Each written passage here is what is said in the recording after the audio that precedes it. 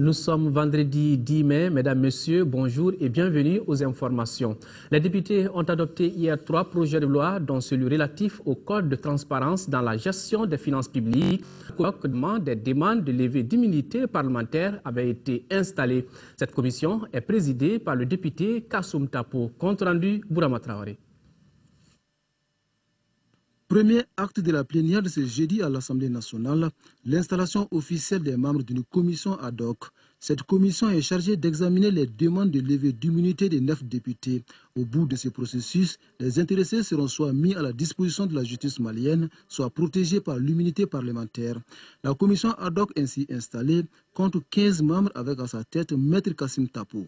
La dite commission dispose d'1 mois pour soumettre son premier rapport à la plénière. Deuxième acte du jour, le vote des projets de loi. Les lois de 34% selon les textes. La même source souligne un déficit de plus de 73 milliards de francs CFA. Une autre insuffisance constatée dans l'exécution du budget d'État de 2010, le non-recouvrement de près de 22 milliards de francs CFA. Sur ce point précis, il a été recommandé au gouvernement de réaliser un audit sur la somme en question. Il n'y a pas eu de débat sur le projet de loi relatif au code de transparence dans la gestion des finances publiques. Ce projet de loi est qualifié idoire en matière de bonne gestion des deniers publics. Enfin, la représentation nationale autorise le gouvernement à ratifier les actes révisés de l'Union panafricaine des postes. Le projet de loi initié dans ce sens a été adopté à l'unanimité, ce qui permet au Mali de continuer à bénéficier de l'appui de l'Union dans le domaine postal. L'Union panafricaine des postes basée à Arusha en Tanzanie a vu le jour en 1980. L'organisation regroupe 43 pays dont le nôtre. Quant au projet de loi portant réglementation du secteur postal, il a été renvoyé à la prochaine plénière de l'Assemblée nationale pour complément d'information. Plus de 3,454 milliards de francs CFA, c'est le montant que la Suède met à la disposition du Mali pour accompagner le processus électoral. La cérémonie de signature s'est déroulée hier, compte rendu Adama Kodjo. La Suède concrétise sa volonté d'accompagner le Mali dans le processus électoral. Elle vient de mettre à la disposition de notre pays une enveloppe de plus de 3,454 900 000 francs CFA.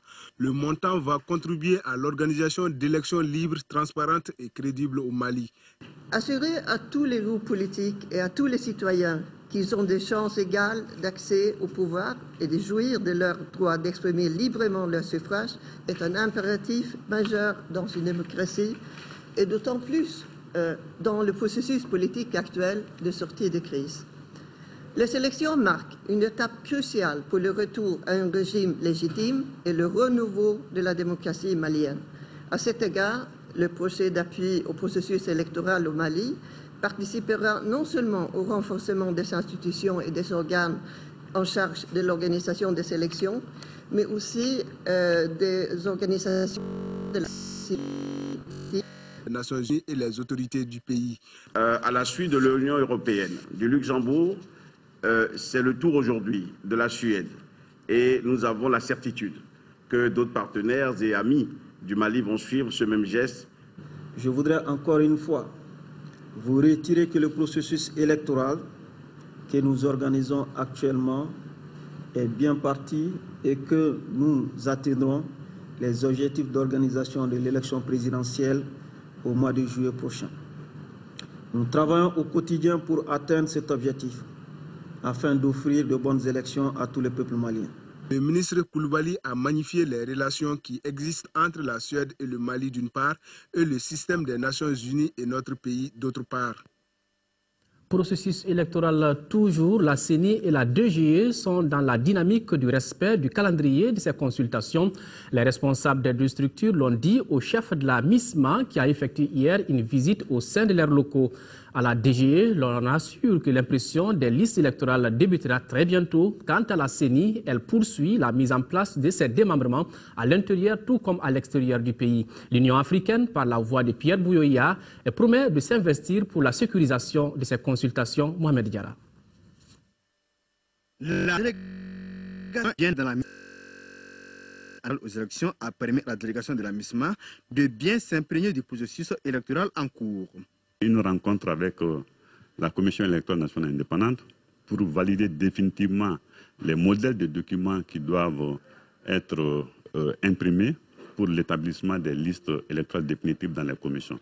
Dès que la fin de cette rencontre, nous allons commencer l'impression des listes des électeurs potentiels qui seront affichés dans les villages, dans les quartiers et dans les fractions nomades, et également les tableaux de validation qui seront mis à la disposition des commissions administratives pour l'établissement des listes électorales biométriques 2013. À la Commission électorale nationale indépendante, la délégation a eu une séance de travail avec les membres de CENI à l'intérieur tout comme à l'extérieur du pays.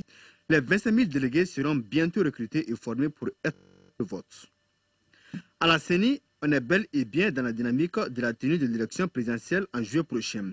Toutefois, le président de la CENI a soulevé des préoccupations relatives La production de la tâche a confié au ministère de l'administration territoriale qui est chargé de l'organisation matérielle des élections. C'est le ministère qui a organisé le recensement administratif à vocation état civil et les cartes nominales vont être faites sur la base de ce recensement. Donc on va avoir un fichier biométrique donc, qui tient compte des données biométriques de l'électeur, qui garantissent un peu la sécurité des élections. L'accompagnement de l'Union africaine ne fera pas défaut, rassure Pierre Bouyoya. Nous sommes déjà en discussion avec les forces de défense et de sécurité maliennes pour voir comment la MISMA pourrait les épauler dans la sécurisation des élections. Je crois qu'un plan à cet effet va être élaboré.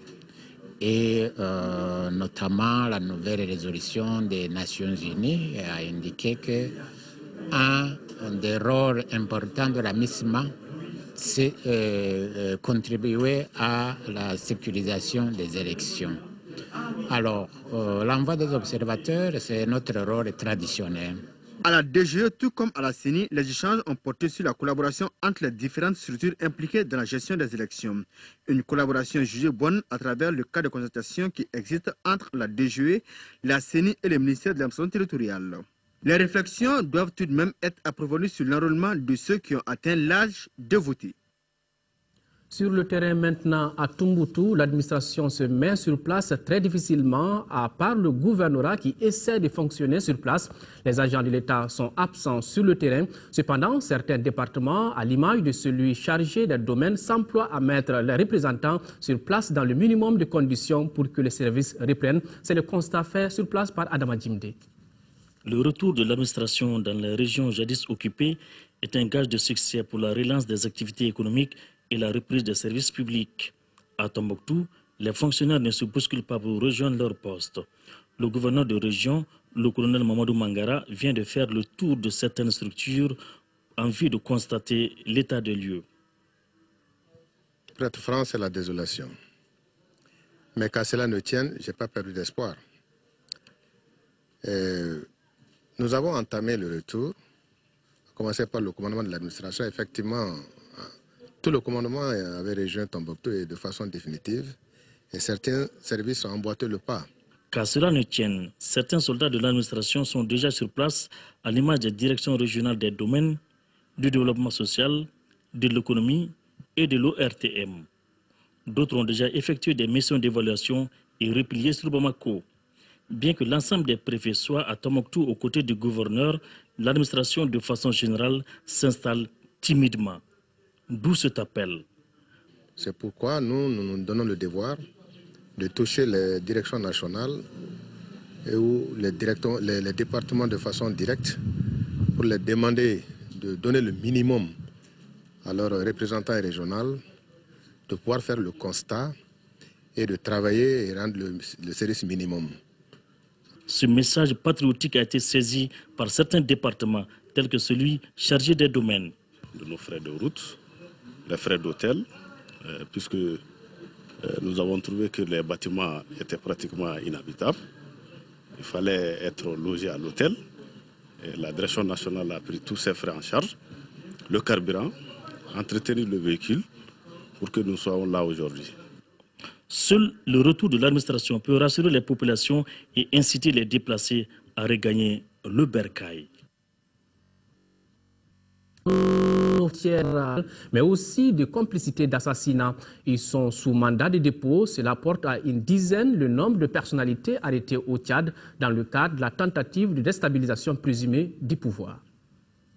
Le président tchadien Idriss Déby sort de son silence une semaine après le présumé complot de coup d'État que les autorités assurent avoir déjoué. Plusieurs généraux et députés de l'opposition sont toujours sous les verrous. Idriss Déby revient sur ce serrage de vis et assure qu'il ne s'est pas lancé dans une chasse aux sorcières. Il n'y a pas de coup d'État, il y a une conspiration. Donc soyons sereins. Il faut encore laisser la justice faire son travail. Plusieurs journalistes ont également été arrêtés, dont le directeur de publication du trimensuel Abba Garde. Il lui est reproché la diffusion d'articles appelant à la haine et au soulèvement populaire. La presse d'opposition est dans le climat. Le gouvernement ne paiera à un journal de mettre en mal l'unité nationale. Ça, c'est sacré. Et cette mission sacrée se poursuit au-delà des frontières tchadiennes. Réfugié au Sénégal depuis 2005, c'est le journaliste et blogueur Mike Enlan Gebla qui fait les frais de ses critiques contre Idriss Déby. Son intervention sur la radio Sud FM lui a valu une convocation par la justice sénégalaise, qui l'a ensuite expulsé vers la Guinée. Indignation de ses confrères. Je n'ai pas vu une seule phrase ou bien un seul mot politique ou autre qui est susceptible d'être une raison d'interpellation, d'arrestation et aller jusqu'à expulser un citoyen tchadien. Les ONG de défense des droits de l'homme estiment que cette décision fait suite à un accord conclu lors de la visite du ministre de la Justice tchadien, Jean-Bernard Pataré, au Sénégal quelques jours plus tôt. Elles annoncent un recours en justice pour contester cette décision et dénoncent une grave atteinte à la liberté d'opinion.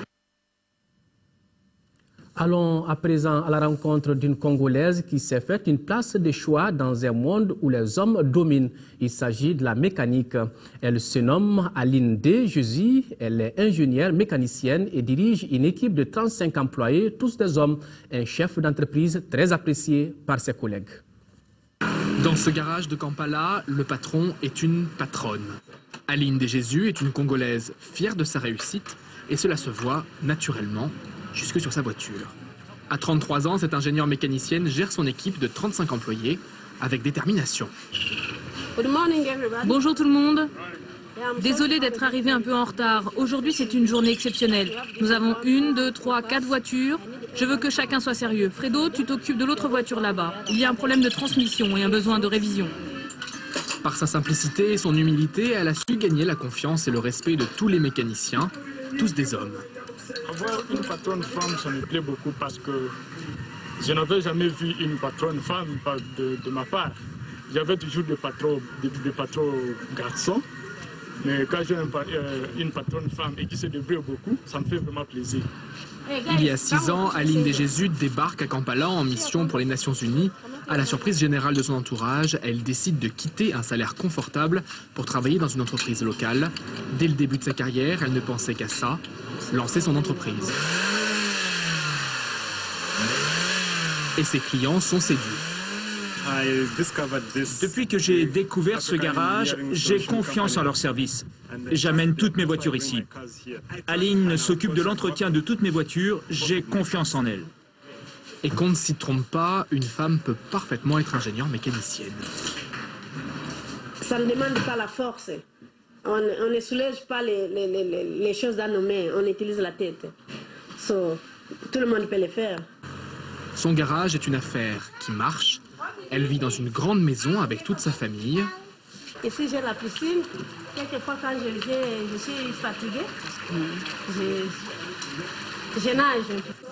Mais être chef d'entreprise et mère de 3 enfants et ses inconvénients. Elle nous manque, elle rentre tard du travail le soir. Sa mère lui manque parfois, mais sa fille aînée le dit déjà. Elle sera ingénieure mécanicienne, comme maman. Avec la tête, on peut soulever les montagnes. Un bel exemple à suivre. Ainsi se referme cette édition. Merci de l'avoir suivi. Autre point de l'actualité, 18h-20h, ça sera avec Amara Malé Diallo. Au revoir et qu'Allah bénisse le monde.